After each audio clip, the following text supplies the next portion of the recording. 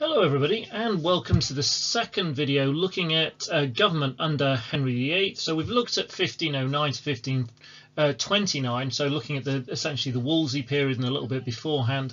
And we were asking the question there, in what ways and how effectively was England governed during this period? And we're going to ask the same question again, but we're going to start in 29 and we're going to go through to 47. And in this one, we're going to look at one of my favourite characters from the Tudor period, which is Thomas Cromwell. Now,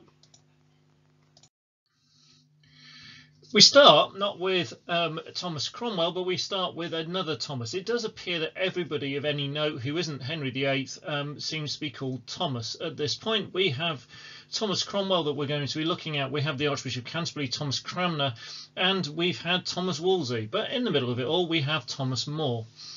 Now, Thomas More was a man of rigid principle, which didn't do him a lot of good. He was a very important humanist writer who wrote Utopia in 1516.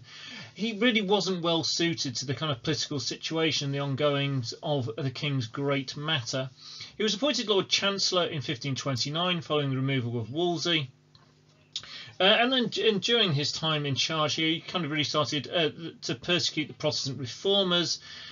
He resigned in 1532 over the submission of the clergy, which was a law that had been brought in through Parliament, which essentially meant that they had to accept the king as the head of church. He then refused to take the oath of succession and recognise Henry's divorce and his new marriage, and was then convicted of treason and executed. So Thomas More was a brilliant and very able man, but not well suited to the politics of the 1530s, where sticking rigidly to principle resulted in him getting his head chopped off. So we then move on to another Thomas. We're on to Thomas Cromwell, as I said, one of my favourite characters from this period. So he is low-born. He's from Putney, born in 1485. So he's from a poor background. His father had a variety of jobs. We think amongst them was being a blacksmith and running an alehouse. A lot of accounts seem to suggest that he wasn't the nicest chap. Cromwell got himself into quite a lot of bother, as he was a bit of a young ruffian himself, and ran off to the Netherlands. Whether this was just seeking fortune or whether this was genuinely running away from something he'd just done, we're not 100% clear. He then seeks service in the Netherlands and Italy, working as a mercenary soldier, and he ends up working for a merchant in Venice, and he finds he's quite good with the books and the financial side of stuff. And he has an incredibly sharp mind. He comes back to England in 1516, he marries, and then he starts working for Cardinal Wolsey.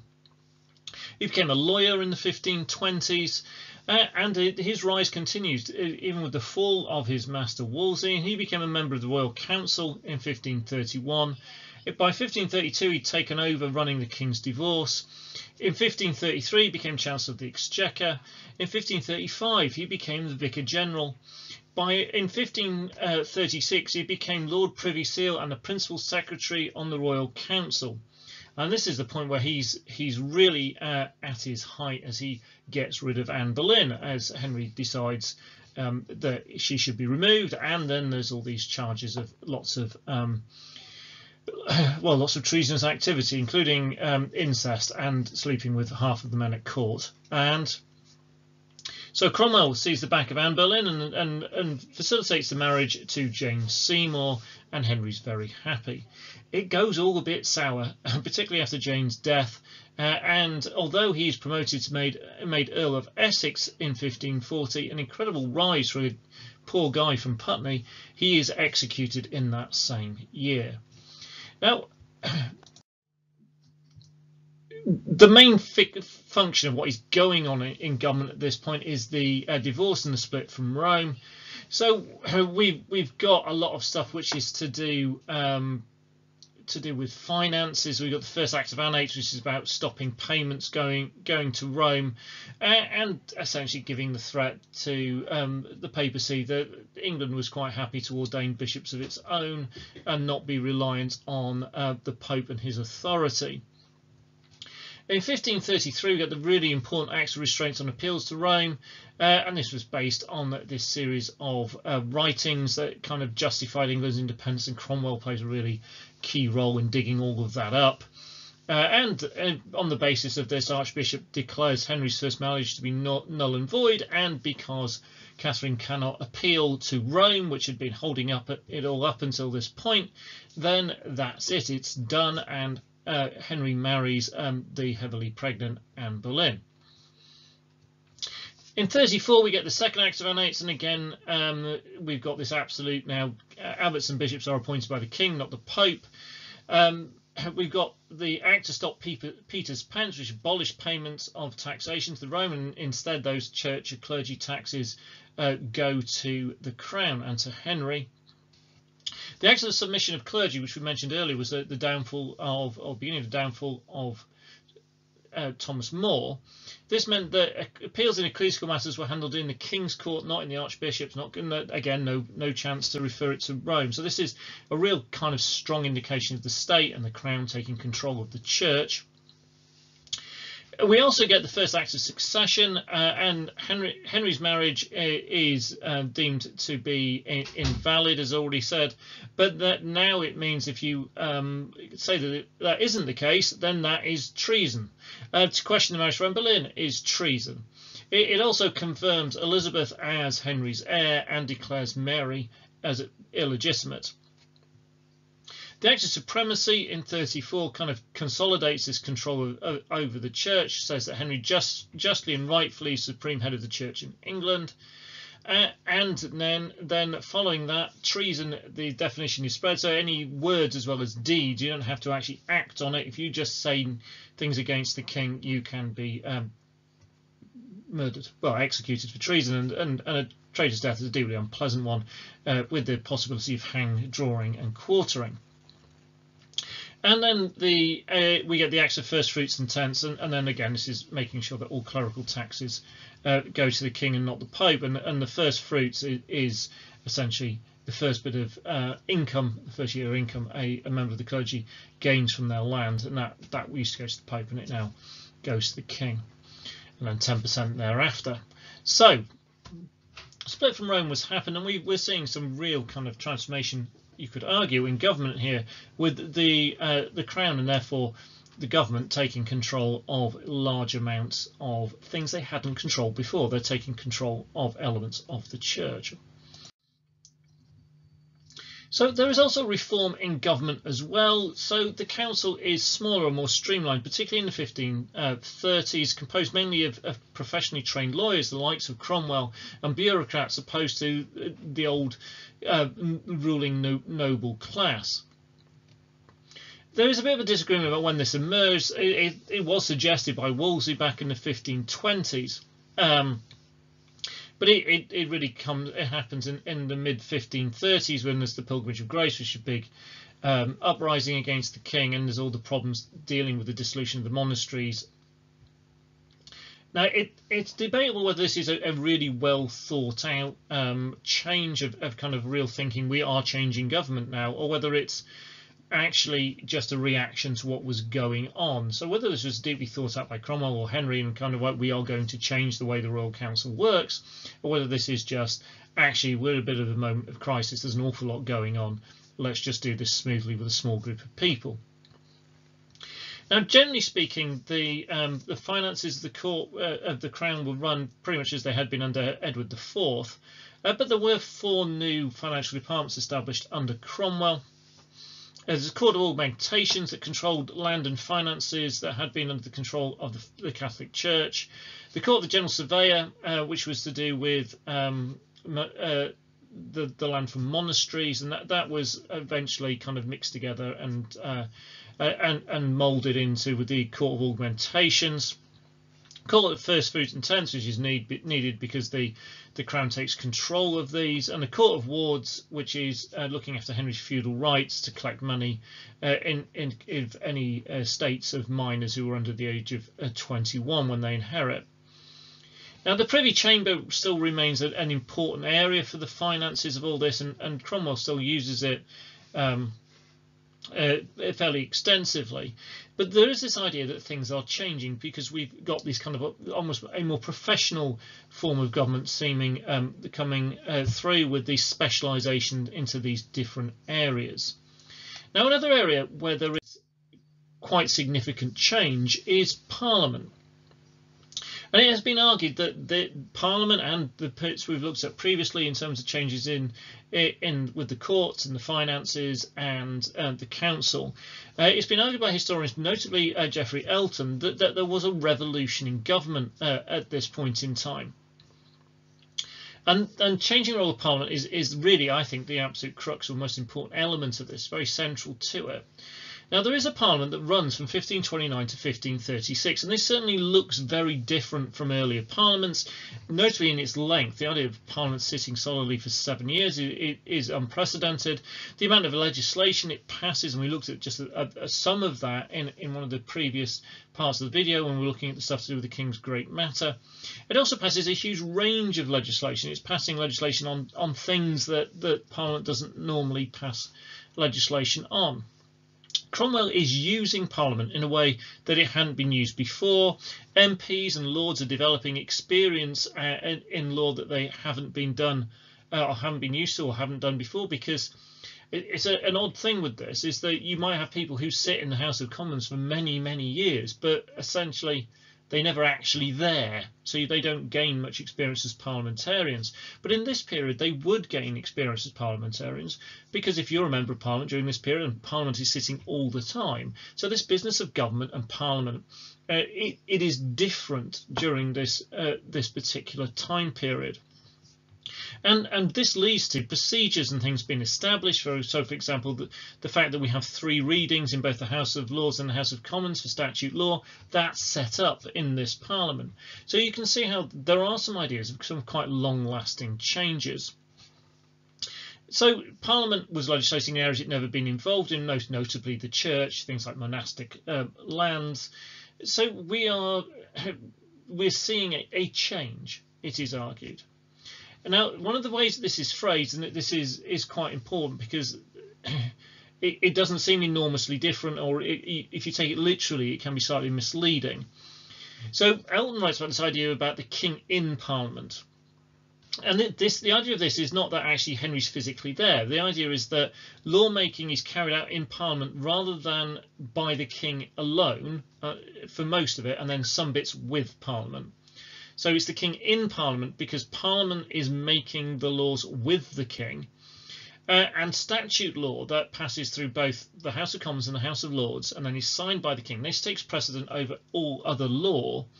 And so really in this, Parliament has got a really strong political power.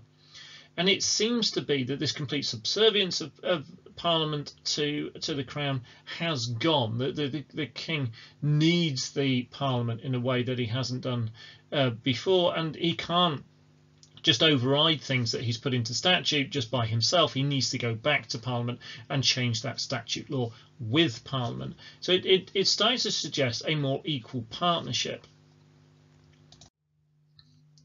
So was there a revolution in government? Well, Elton says yes. He says that, look, if we look at this constitutionally, Henry has become head of the church and of the state, and we've got an extension of royal authority over Wales and the region. So constitutionally, things have revolutionarily changed. The king has got power over things that the kings before him have never had. Well, the critics say on that bit, well, it's not really a constitutional revolution because the Crown had already had significant influence over church appointments. If we just look back earlier in Henry's reign and look at all the church appointments that he gives to Wolsey as a way of rewarding him and moving him up in terms of status and wealth, then the idea that all church appointments were made from Rome is just wrong. And the king always had control over things like emergency taxation, so the idea that any of these the regions had a real degree of independence is probably a little bit far-fetched. Elton then argues that it was a political revolution. He talks about the king in Parliament that we've just been looking at rather than the king and Parliament. And he says that the Parliament of 1529 to 1536 was unlike any other that had gone before it. And definitely you can argue there's a lot of truth in that. It does look very different.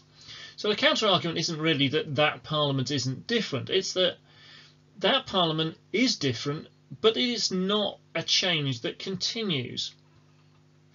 So Henry himself and then the rest of the Tudors that follow him then kind of return to the previous way of Parliament being used, which is sporadically, not using it very often. Most notably in the reign of Elizabeth, where we see Parliament called very, very seldomly. And there is an argument in Elizabeth's reign about the power of Parliament, but it's not like the Parliament was in these 7 years under Henry VIII. So the critics of Eldon say, well, yes, no, that is very different, but it's not revolutionary because it doesn't change the way it works permanently. It is to do with the circumstances of the time. It's a reaction to what is going on. Elton also argues there's a bureaucratic revolution. He talks about the Privy Council and that being the engine of government. He talks about the role of a principal secretary, which was Cromwell rather than a Lord Chancellor like Thomas More and Wolsey who'd gone before, and the use of specialised government departments, for example, the financial courts we've looked at. Now, the counter argument to that is it all still remains the personal power of the monarch. It is the monarch who just decides it's what title they're giving to people who they're promoting, rather than the institution and position itself. And specialisation is nothing new. We've seen this particularly in the pre-War of the Roses era. And not all the things that Cromwell brings in terms of these new departments and professionalisation, not all of that remains. Some of that just goes as we go into the 1540s and we move on to the later Tudor monarchs. And really with this, it is you pay money and takes your choice. This is the argument. It is a historical debate, and therefore it's the kind of thing that could turn up in the extracts, and it's the kind of thing you need to make your own mind up on. So do you think there was a revolution in government, or was a revolution in government in some ways but not in others? Was there a kind of revolutionary change in government, but it was short term rather than long term? And look at the different arguments. And again, this is something to do a bit more reading and a bit more research into. Right, again, I'm very sad at this bit because he's one of my favourite characters, but we then have the Fall of Cromwell. So, having helped the king get his divorce from Catherine of Aragon and then helped get rid of Anne Boleyn when it was all going wrong for Henry, Cromwell seems to be well placed, especially when Jane Seymour became pregnant and then bore Henry a son. Unfortunately, Jane dies not long after this, and from that point onwards, things went rapidly wrong for Cromwell. So he attempts to form a kind of Protestant alliance, but that falls down as Henry rejects Anne of Cleves, the new bride. Henry's increasingly unhappy with religious reform, and in 1539 issued the 6 Articles, which really are a kind of a reinforcing of Catholicism in kind of the doctrinal way, not going back to links with Rome, but in terms of the teachings of the Catholic Church rather than the teachings of some of the Protestant reformers. And there seems to have been lots of people whispering in Henry's ear at this time of how Cromwell wasn't loyal to him and that Cromwell was looking out for religious reform, and Henry needed complete obedience, and then Henry demanded complete obedience. And at this point, Cromwell's most bitter rival at court, the Duke of Norfolk, he had a very pretty young niece called Catherine Howard, and she was really young. She was only about 18, and she caught Henry's eye. Henry therefore seems to have been led by his desire for his a new young flirtatious bride. There's some trumped up charges against Cromwell, and he's executed for failing to enforce the 6 Articles on the same day that Henry marries Catherine Howard. Now, it is long believed that Henry really regretted his decision to remove Cromwell, and again had been caught up in events and had his mind altered or changed in a way that he shouldn't have.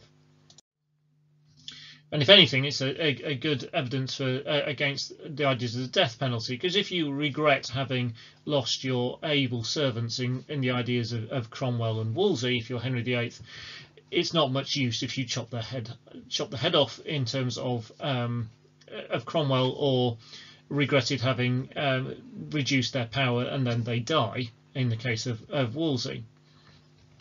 Right, so the end period of Henry's reign is often seen as one that is blighted or disrupted by factionalism. There are two factions.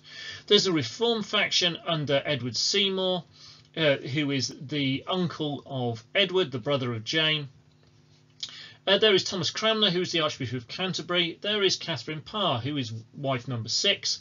There's a guy called Anthony Denny, who is the chief gentleman of the Privy Chamber and controls the dry stamp and access to Henry in the later years of his reign. And there is William Paget, who is appointed as one of the chief advisors to the king. On the Conservative side, there is the Duke of Norfolk. There is Bishop Stephen Gardiner, and there is Catherine Howard, wife number 5. So to start off with, the Conservatives start on top. They have the 6 articles of Fall of Cromwell, the marriage to Catherine Howard. So the Conservatives are in a really strong place to start off with. They tried to discredit Cranmer and present him as a heretic in 1543, but that fails. Actually, Henry, in a slightly twisted, ironic way, says, right, we'll have an investigation in this. Cranmer, I want you to head this investigation into whether you are a heretic or not. Please make sure you look at this very thoroughly and report back to me. There's Catherine Howard is disgraced and accused of multiple adultery and is executed. Henry marries Catherine Parr, who is very much someone with Protestant leanings, and she writes kind of some quite pro-reform material.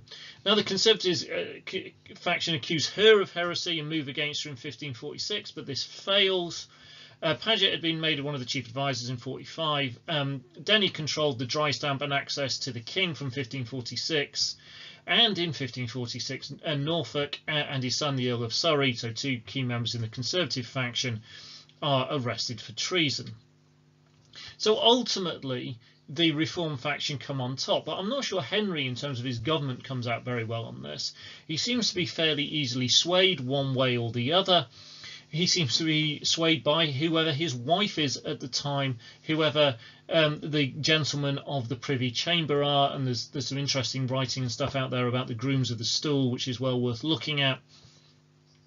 And the other part of this is Henry gets old and big and fat and immobile with his bad leg, and so if you control access to him like Denny did in the final years of his reign, then you have a huge amount of influence. So that is government under Henry VIII. It definitely sees an expansion of what the government controls. There is arguably, according to Elton and others, a revolution in government that takes place in the 1530s. Whether it is a successful government or not is disputed. There's definitely some really interesting characters in it all. So Wolsey, that we looked at in the previous video, and Cromwell, that we've looked at in this, and they are remarkable characters and remarkably capable men. Some historians really like them, some historians very scathing of them, and again, it's something you have to make your own mind up on. Right, thank you very much for watching. I hope that's given you all the information you need. Please remember to like and to comment, and please subscribe if you haven't done already, to support the channel and to help get this information spread out, and so people have got the stuff that they need to help them with their course. Right, thank you for watching.